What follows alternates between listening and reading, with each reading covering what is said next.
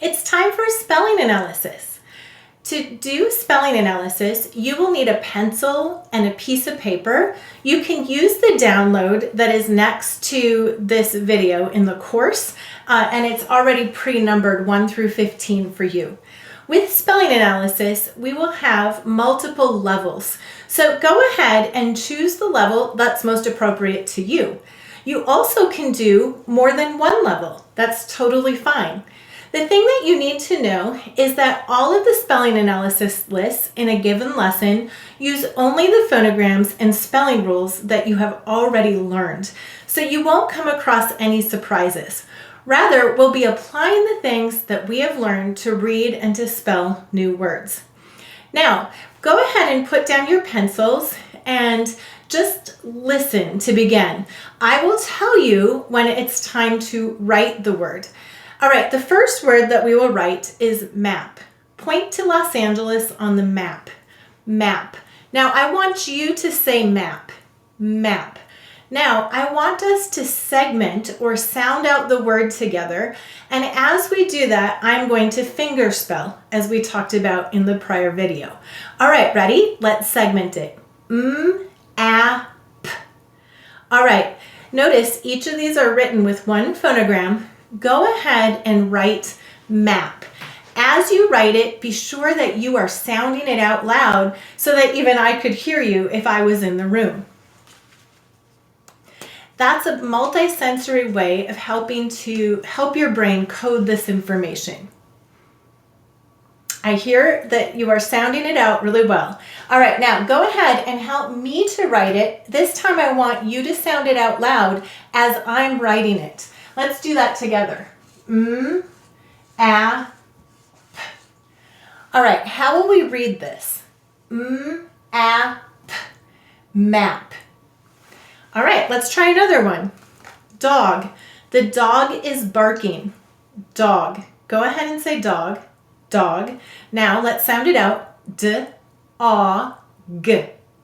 All right, go ahead and write dog. Sound it out as you write it. Sound it out loud.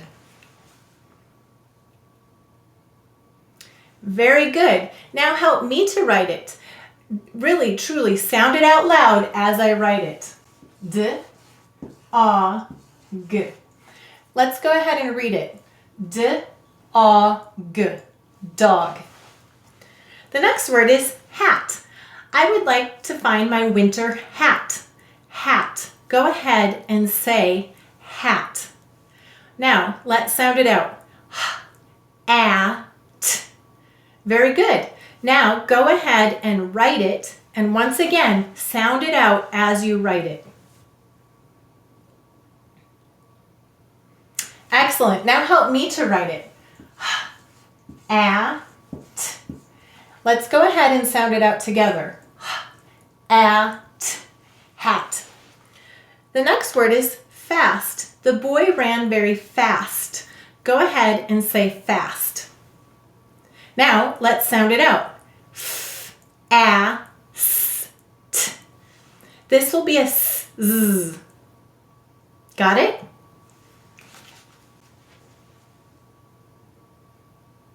Very good. Now help me to write it, sounding it out loud. F-a-s-t. Let's read it. Fast. Fast. The next word is bed. Did you make your bed today? Bed. Go ahead and say bed. Now, let's sound it out. B-e-d. Very good. Go ahead and write bed. Good. Help me to write it. B-e-d. Let's read it. B-e-d. Bed. The next word is hand.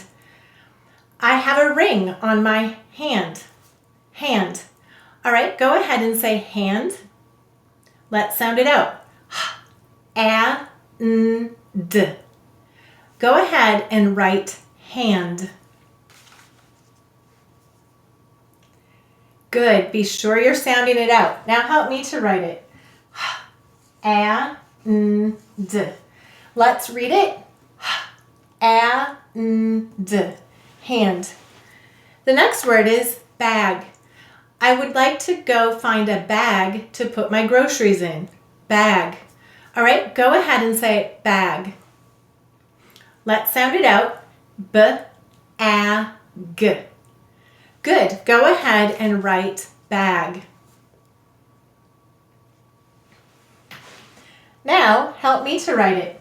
B-A-G. Let's read it. B-A-G. Bag. Now, I have something to tell you about this word. I am from Minnesota. And so do you know what we say in Minnesota? We don't actually say bag. So if you saw me kind of struggle with that word, that's because in Minnesota we say bag.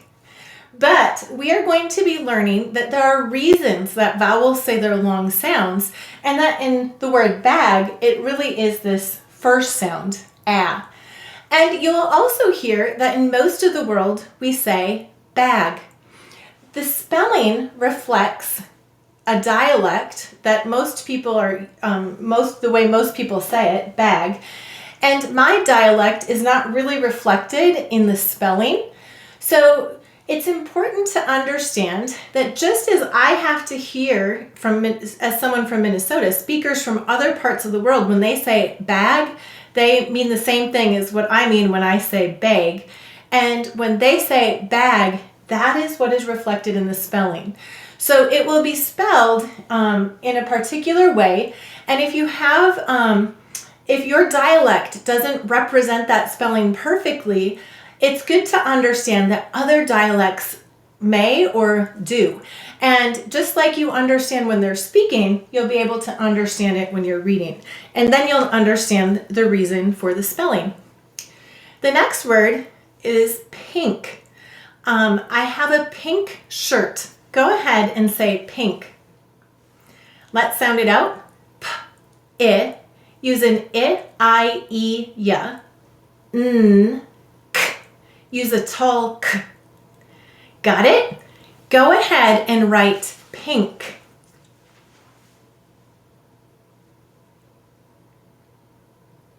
I love how you're sounding it out. That's very important. Now help me to write it. P-I-N-K. All right, let's read it. P-I-N-K. Pink. Now, some people think they hear a E sound, E, pink.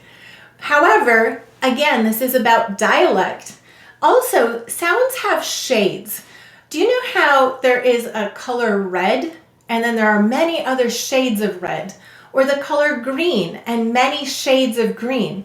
You can even see shades of green on the tree back here. There are different shades of green. In the same way, there are shades of sounds, and sounds that are next to one another may influence that shade. So the N may influence the I sound. So we will say each of these sounds really clearly for spelling. P-I-N-K, pink. And if you say it slightly differently, once again, that's okay. That can be about dialect, but this is what is reflected in the spelling. The next word is cat. I have a pet cat. Do you? Cat. Go ahead and say cat. Let's sound it out. K. Use a k, s, a, t. Very good. Go ahead and write cat. Now help me to write it. K, a, t. Let's read it together. K, a, t, cat. The next word is leg.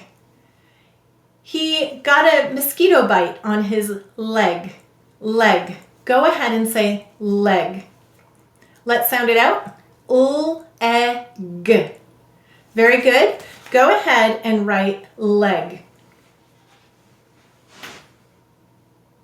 Now help me to write it. L-E-G. Let's read it. L-E-G. Leg. The next word is bad. I felt bad when I misspoke. Bad. Go ahead and say bad. Let's sound it out. B-a-d. Very good. Go ahead and write bad. Good. Now help me to write it. B-a-d. And let's sound this out together. B-a-d. Bad. The next word is soft. The blanket is very soft. Soft. Go ahead and say soft. Let's sound it out. S-a-f-t. Go ahead and write soft. Again, be sounding it out as you write it. Good. Help me to write it. S-a-f-t. Let's read it. S-a-f-t. Soft. The next word is bat. I used the bat to hit the ball. Bat. Go ahead and say bat. Let's sound it out. B-a-t. Go ahead and write bat. And now help me to write it. B-a-t. Let's read it. B-a-t. Bat. The next word is quilt. The quilt is very warm. Quilt. Good. Now let's sound it out. Qua, I, use an I-E-ya, ult. Quilt. Let's sound it out one more time. Qua, I, use an I-E-ya, ult. Sound it out as you write it. Excellent. Now help me to write it. Qua, I, ult. And how will we mark it? We'll underline the qua. Let's read it. Qua, I, ult. Quilt. The last word is last. This is the last word. Last. Let's sound it out. Last.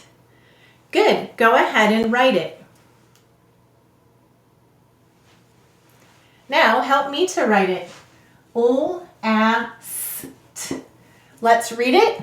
Last. Last. All right. For some of you, these may be words that in the past you remembered as sight words. You just remembered how they were read or spelled. Or they may be words that you remembered how to spell by doing something like this. M-A-P, map. But notice how the letter names do not help you know how this word is read or spelled. So even if some of these words are words that were easy for you to spell or to read, getting into the practice of sounding out each phonogram and hearing all of the phonemes or sounds in the word is very important because these are the pieces that make up every word in English. So understanding how these words are read and spelled will provide the scaffold for you to understand even bigger and more complex words with success. Combining the science of reading with the joy of learning. Learn more at essentials.logicoфenglish.com.